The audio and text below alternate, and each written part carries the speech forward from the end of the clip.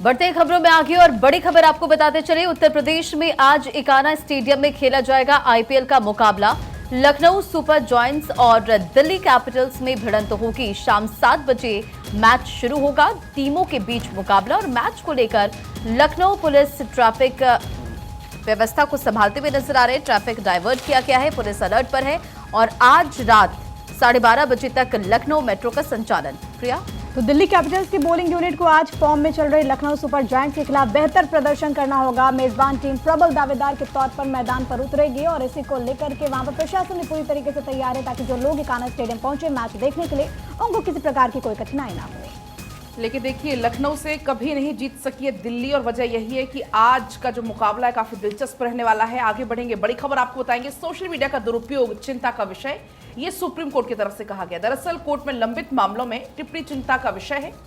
न्यायपालिका को कमजोर करने की कोशिश हो रही है, ये भी कहा गया चिंता जाहिर करते हुए, क्योंकि आपने देखा आजकल सोशल मीडिया का दौर है और ऐसे में कोई भी खबर हो, कोई भी अफवाह हो, बहुत जल्दी फैल जाती है। और ऐसे में ये साफ कर दिया है सुप्रीम कोर्ट ने कि जिस तरीके से सोशल मीडिया का दुरुपयोग आजकल हो रहा है वो काफी चिंता का विषय है। और देखिए, सोशल मीडिया का दुरुपयोग चिंता का विषय, सुप्रीम कोर्ट का स्टेटमेंट और इसी हेडलाइंस के साथ नवोदय टाइम्स में इस खबर को प्रमुखता से छापा गया है। उच्चतम न्यायालय ने अदालतों में विचाराधीन मामलों पर संदेशों, टिप्पणियों और आलेखों के जरिए सोशल मीडिया मंचों का दुरुपयोग होने पर चिंता जताई है। न्यायमूर्ति अनिरुद्ध बोस और न्यायमूर्ति बेला त्रिवेदी की पीठ ने एक मामले में फेसबुक पर भ्रामक पोस्ट डालने के लिए असम के विधायक करीमुद्दीन के खिलाफ अवमानना की कार्रवाई शुरू करते हुए ये टिप्पणी की है और इस मामले में फैसला सुरक्षित रख लिया गया है। पीठ ने यह भी कहा है कि ये गंभीर विषय है, चिंता का विषय है कि इन दिनों सोशल मीडिया मंचों पर अत्यधिक दुरुपयोग हो रहा है और उन पर अदालतों में लंबित मामलों के संबंध में संदेश, टिप्पणियां, लेख, कई ऐसे मामले शामिल हैं।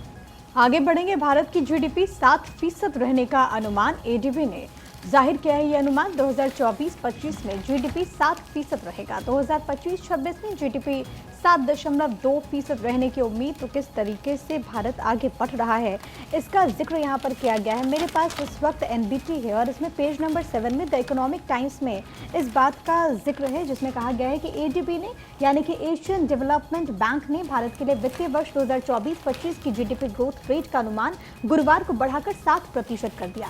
इससे पहले जो वृद्धि दर को लेकर के अनुमान जाहिर किया गया था वो 6.7% थी और ये कहा गया कि भारत की जो ग्रोथ स्पीड है वो आगे भी इसी तरीके से कायम रहेगी। एडीबी की तरफ से ये भी कहा गया कि भारत एशिया और प्रशांत क्षेत्र में एक प्रमुख ग्रोथ इंजन बना रहेगा। तो अपने आप में ये जो खबर है वो हमारी इकोनॉमी के लिहाज से बहुत पॉजिटिव हो जाती है।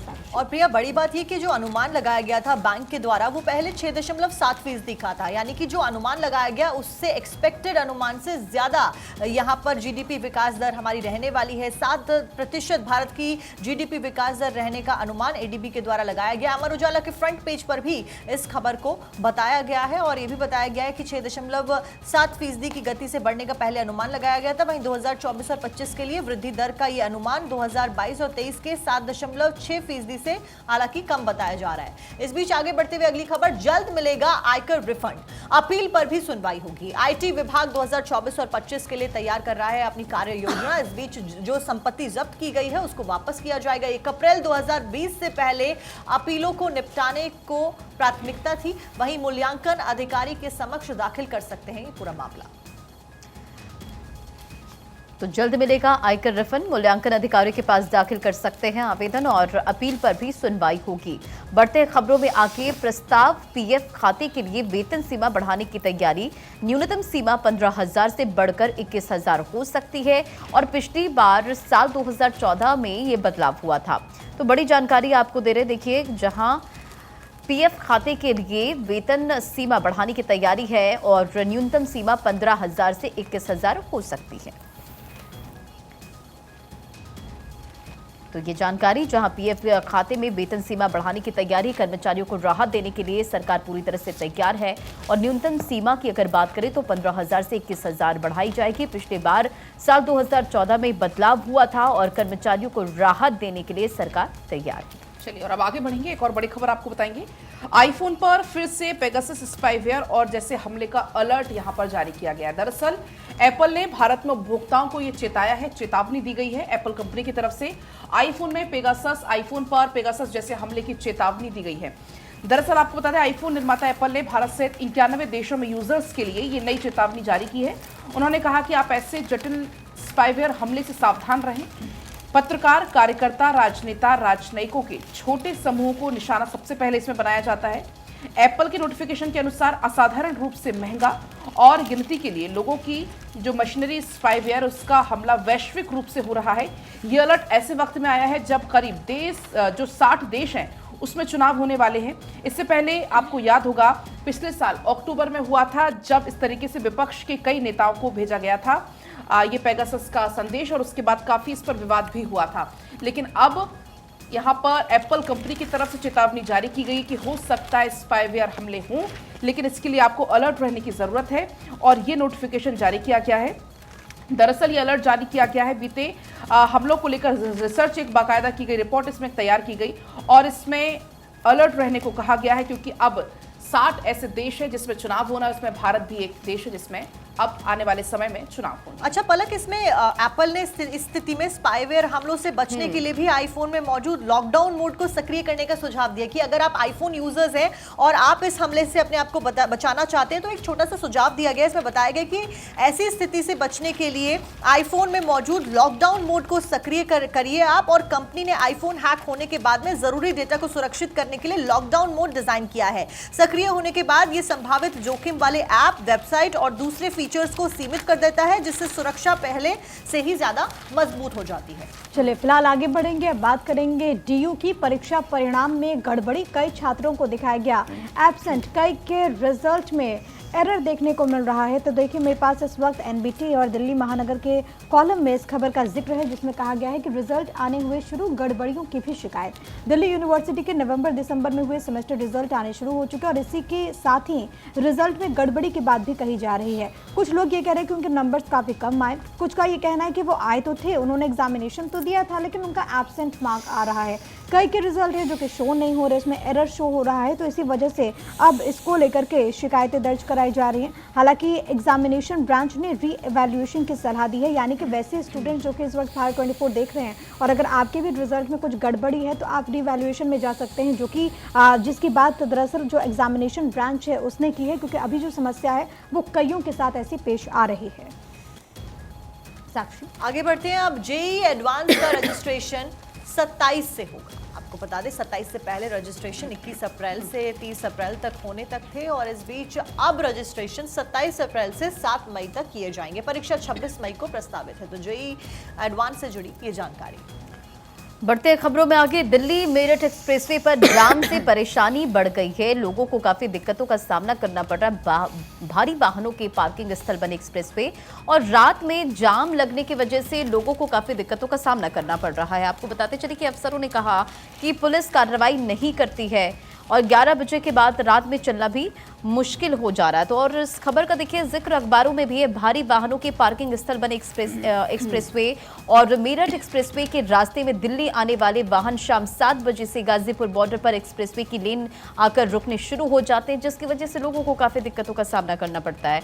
जैसे जैसे समय बढ़ता है तो टोल से पहले गाजियाबाद की तरफ इन वाहनों की संख्या बढ़ जाती है। सामान से भरे ट्रक एक्सप्रेसवे की 2 लेन में खड़े होने से जाम के हालात बन जाते हैं। टोल प्लाजा पर टोल देने के लिए व्यावसायिक वाहन रुक जाते हैं, जिससे जाम लग जाती है। और तस्वीर भी बाकायदा इसमें छापी गई है कि किस तरह से दिल्ली मेरठ एक्सप्रेसवे पर बने टोल बूथ पर भारी संख्या में वाहनों की कतार देखने को मिली है। और क्या नियम है वो भी आपको बताते चले। देखिए किसी भी चलती लेन में वाहन को रोकना नियमों के खिलाफ है। एक्सप्रेसवे पर वाहन खराब होने पर सर्विस लेन में ले जाना होगा। लेन में अवैध तरीके वाहन रोकने पर चालान काटने का भी प्रस्ताव है और वाहन खराब होने पर 70 मीटर दूर रिफ्लेक्टर रखना होता है। हेल्पलाइन नंबर 1033 पर आप कॉल भी कर सकते हैं। अफसरों ने कहा कि पुलिस कार्रवाई नहीं करती, ये भी स्टेटमेंट हम अभी आपको बता रहे थे। एनएचआई अधिकारियों का कहना है कि ट्रैफिक से जुड़े नियमों का पालन कराने की जिम्मेदारी पुलिस की है, लेकिन वह कार्रवाई नहीं करते। हमने नोएडा सेक्टर 62 के सामने दिल्ली मेरठ एक्सप्रेसवे की लेन के किनारे डिवाइडर के ऊपर लोहे की रेलिंग लगवाई है। चलिए और अब आगे बढ़ेंगे। एक और बड़ी खबर इस बीच आपको बताएंगे। अस्पताल में मरीजों के स्वास्थ्य से खिलवाड़ किया जा रहा है। ऐसा क्यों कह रहे हैं? क्योंकि 45% डॉक्टर्स अधूरा पर्चा लिख रहे हैं। आईसीएमआर की ये रिपोर्ट है, उसमें ये दावा किया गया है कि 45% से ज़्यादा डॉक्टर्स ऐसे हैं जो कि पर्चा पूरा नहीं लिख रहे। क्योंकि कोई भी मरीज एक उम्मीद के साथ जाता है डॉक्टर्स के पास कि वो डॉक्टर के पास जाएगा, डॉक्टर्स दवाई देंगे और वो ठीक हो जाएगा। लेकिन अब आप देखिए, जब 45% डॉक्टर्स ऐसे हैं जो पर्चा आधा लिख रहे हैं, तो ऐसे में मरीजों के स्वास्थ्य से सीधा सीधा खिलवाड़ डॉक्टर्स कर रहे हैं। अब आगे बढ़ेंगे और अगली जो खबर है वो हम सबसे जुड़े हुई है, क्योंकि हम सब इसको महसूस कर रहे हैं। दरअसल अखबारों में भी हेडलाइंस है कि कैसे पारा जो है वो 40 डिग्री पार हो चुका है। नजफगढ़ सबसे गर्म इलाका रहा है। इसके अलावा दिल्ली में 2 दिन बारिश के आसार हैं। येलो अलर्ट जारी कर दिया गया है। आसमान की आग से लोगों को मुक्ति मिलेगी, तो ये एक राहत की बात है।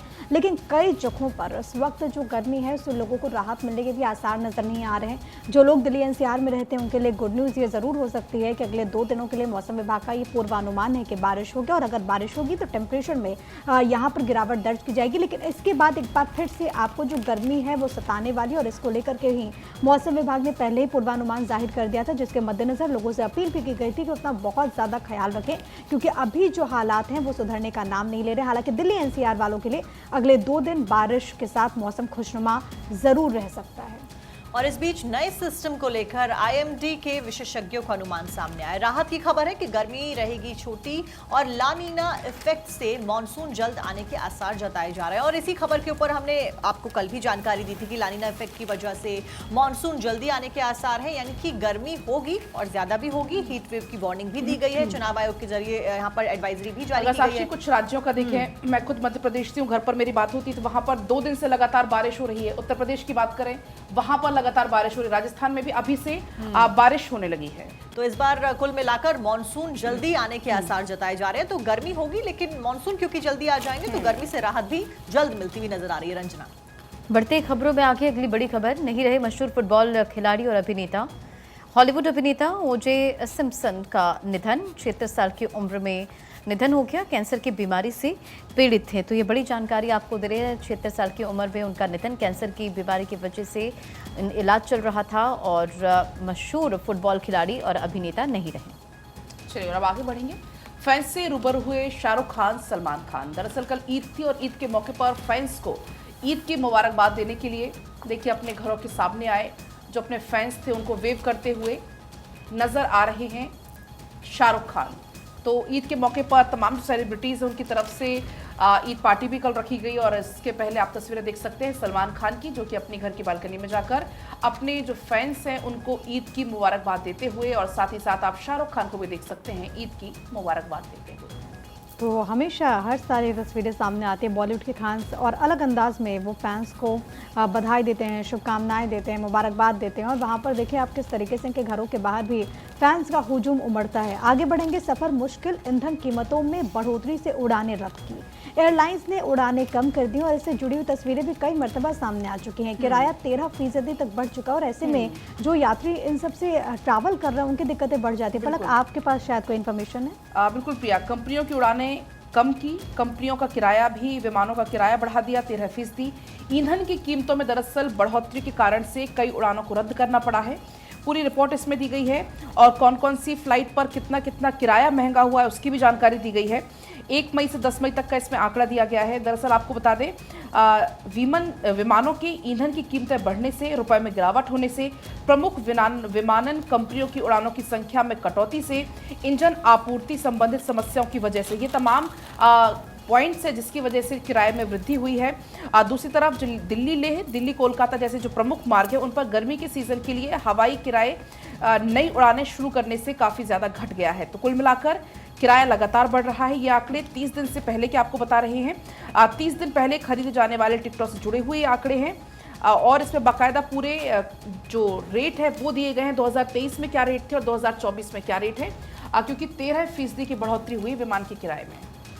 आगे बढ़ते साक्षी। बिल्कुल आगे बढ़ते हैं। अगली खबर क्रिकेट से जुड़ी हुई। मुंबई ने दर्ज की आईपीएल की दूसरी जीत और बेंगलुरु को 7 विकेट से हराया। बुमराह की आंधी में उड़े बेंगलुरु के 5 बल्लेबाज। इस बीच सूर्य और ईशान का तूफानी प्रदर्शन देखने को मिला। आईपीएल में सूर्य की सबसे तेज 50 देखने को मिली और इस खबर का अखबारों में भी जिक्र यहां पर किया गया है। स्पोर्ट्स सेगमेंट में अगर हम जाएं तो यहां पर सबसे पहले हेडलाइन दी गई है कि सूर्य की चमक में निखरा मुंबई इंडियंस और यादव और ईशान के अर्धशतक। बुमराह के 5 विकेट से एमआई ने आरसीबी को 7 विकेट से हराया। पलक, आपके पास कुछ आना? बिल्कुल। तो देखिए, दूसरी बड़ी जीत जो कि दर्ज हुई है, क्योंकि बेंगलुरु को 7 विकेट से यहां पर हराया गया है। अब आज भी मैच और आज होने वाले मैच पर भी सबकी नजर टिकी हुई है। रंजना, बढ़ते खबरों में आगे और अगली बड़ी खबर उत्तर प्रदेश से। कैबिनेट मंत्री ओपी राजभर की मां का निधन। केजीएमयू में अंतिम सांस उन्होंने ली। यूपी के सीएम ने दुख जताया है।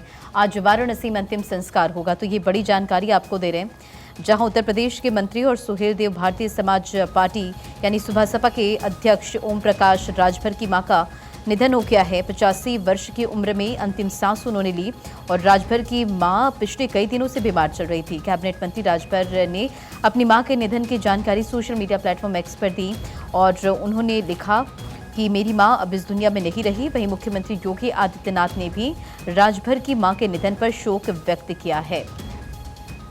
तो देखिए ये तस्वीर जब वो अपनी मां से मुलाकात कर रहे थे और आज वाराणसी में अंतिम संस्कार होगा। यूपी सीएम योगी आदित्यनाथ ने भी दुख जताया। तो सुहेलदेव भारतीय समाज पार्टी के राष्ट्रीय अध्यक्ष कैबिनेट मंत्री ओम प्रकाश राजभर की मां जितना देवी का गुरुवार रात निधन हो गया। उनकी उम्र 85 साल थी। ओम प्रकाश राजभर की मां जितना देवी का अंतिम संस्कार आज वाराणसी के मणिकर्णिका घाट पर किया जाएगा। सीएम योगी आदित्यनाथ ने भी ओपी राजभर की मां के निधन पर शोक व्यक्त किया है। तो फेफड़े की बीमारी से जूझ रही थी ओपी राजभर की मां। गुरुवार को लखनऊ के केजीएमयू में अंतिम सांस उन्होंने ली और मुख्यमंत्री योगी आदित्यनाथ ने भी पोस्ट शेयर किया है। उत्तर प्रदेश सरकार में कैबिनेट मंत्री सुहेलदेव भारतीय समाज पार्टी के अध्यक्ष ओपी राजभर जी की पूज्य माता जी के देहावसान की दुखद सूचना प्राप्त हुई। प्रभु श्री राम से पूजनीय माता जी की आत्मा की शांति की प्रार्थना करते हैं। ये पोस्ट उन्होंने शेयर किया है।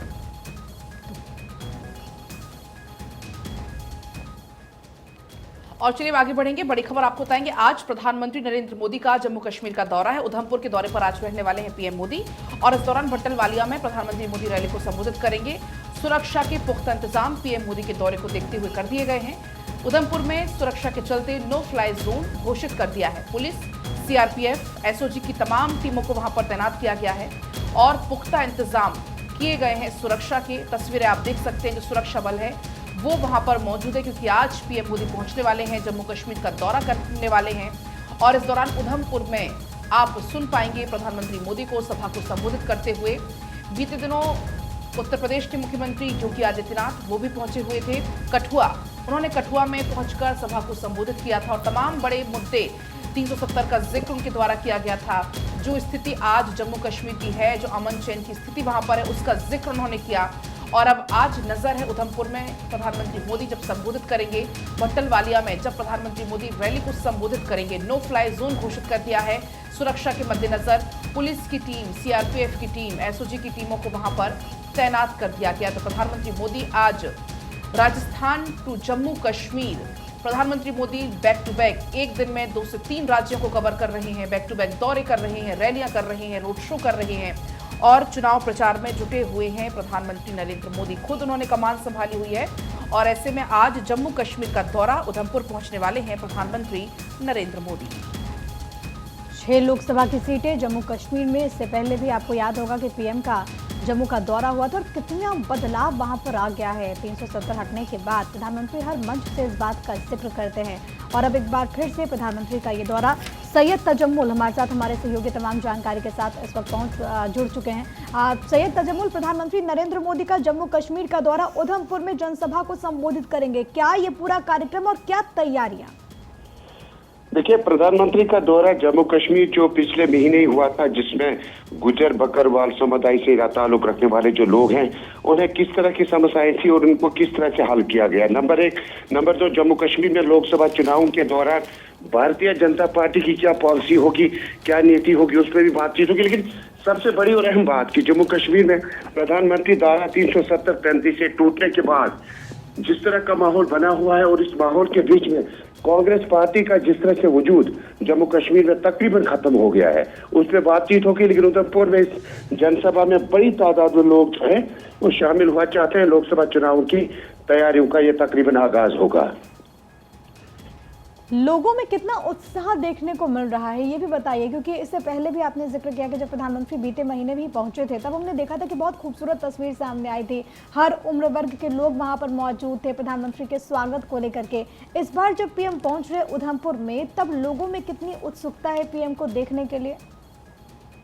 देखिए, प्रधानमंत्री की लोकप्रियता जिस तरह से दुनिया भर में है और उसके बाद जब जम्मू कश्मीर आते आते पिछले 10 सालों का कार्यकाल अगर आप देखेंगे तो जम्मू कश्मीर में बहुत कुछ बदल गया। हालांकि कश्मीर की मामलात, कश्मीर की सियासत अपनी जगह है, लेकिन जम्मू कश्मीर में जब आप जम्मू के उधमपुर और उसके कठुआ आसपास के इलाकों में देखे हैं, तमाम उम्र के लोग जिसमें किसी भी मजहब से ताल्लुक रखने वाले लोग हों, वो प्राइम मिनिस्टर को सुनने के लिए बड़े बेताब हैं। और प्राइम मिनिस्टर की बात जब जम्मू कश्मीर की सरजमीन से निकल जाती है तो कहीं ना कहीं भारतीय जनता पार्टी का उत्साह भी बढ़ जाता है। लेकिन प्रधानमंत्री के इस दौरे के कई अहम इश्यूज को जब हम देखते हैं तो सबसे बड़ी बात यह है कि जो उधमपुर कॉन्स्टिट्यूएंसी है और इस एरिया में जब 2 सीटें हैं, जुगल किशोर जी, डॉक्टर जतेंद्र सिंह जी, उनके लिए कैंपेन भी होगा।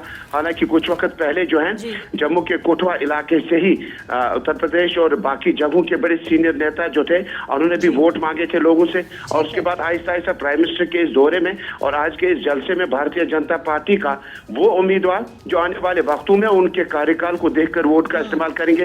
लेकिन जम्मू कश्मीर और उधमपुर की सरजमीन से जरूर धारा 370-35 से टूटने के बाद। सैयद, आपका जानकारी देने के लिए बहुत बहुत शुक्रिया। प्रधानमंत्री नरेंद्र मोदी आज जम्मू कश्मीर के दौरे पर रहने वाले हैं, क्या कुछ खास रहने वाला है हमारे संवाददाता सैयद तजमुल ने आपको बताया। और इसी बीच प्रधानमंत्री नरेंद्र मोदी क्योंकि राजस्थान में मौजूद है और आज राजस्थान के दौरे का उनका दूसरा दिन है, आज दौसा में रोड शो करेंगे और उसके बाद उनका जम्मू कश्मीर का कार्यक्रम है। बीजेपी प्रत्याशी के समर्थन में दौसा में पीएम मोदी की रैली है। पीएम मोदी की आज बाड़मेर में जनसभा है। पीएम मोदी की सभा से पहले नेता बीजेपी भी ज्वाइन करने वाले हैं, कई सारे ये भी जानकारी मिल रही है। पूर्व केंद्रीय मंत्री के बेटे मानवेंद्र सिंह बीजेपी ज्वाइन करने वाले। पूर्व केंद्रीय मंत्री जसवंत सिंह के बेटे हैं मानवेंद्र सिंह और राजपूत समाज पर अच्छी खासी पकड़ उनकी है। ऐसे में बीजेपी और ज्यादा मजबूती के साथ में इस चुनाव में उतरती हुई, आगे बढ़ती हुई नजर आ रही है कुल मिलाकर। तो देखिए, फिलहाल ये बड़ी जानकारी प्रधानमंत्री नरेंद्र मोदी के दौरे से संबंधित। राजस्थान में पीएम मोदी मौजूद है, आज उनके राजस्थान के दौरे का दूसरा दिन है। कई सारे मंत्री यहां पर बताया जा रहा है कि बीजेपी को ज्वाइन कर सकते हैं। साथ साथ में इसके बाद प्रधानमंत्री का जम्मू कश्मीर में जाने का कार्यक्रम।